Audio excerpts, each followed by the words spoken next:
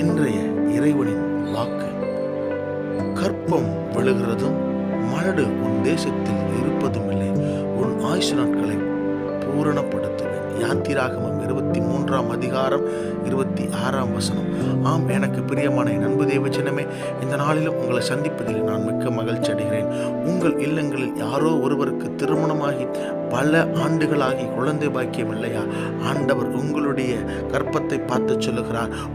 நீங்கள் பல முறை கருவுற்று அந்த கரு சிதைந்து போயிருக்கிறதா, அபாசனா இருக்கிறதா? இன்னைக்கு ஆண்டவர் மேல நம்பிக்கை வைத்துக் கொள்ளுங்கள். ஆண்டவர் சொல்லுகிறார், உன் கற்பம் விழுகிறதும் மலடு உன் தேசத்தில் இருப்பதுமில்லை என்று சொல்லுகிறார். இனி உங்கள் வீடுகளில் உங்களுடைய கற்பத்தில் ஆண்டவர் தடை ஏற்படுத்த போகிறதில்லை. உங்களுடைய ஆயுசு நாட்களை பூரணப்படுத்த போகிறார். நான் கற்பமா இல்லை, நான் மரித்து போக போகிறேன் என்று எண்ணுகிறீர்களா? இல்லை, உங்கள் நாட்களை ஆண்டவர் பூரணப்படுத்துவார், ஆசீர்வதிப்பார். ஆமென்.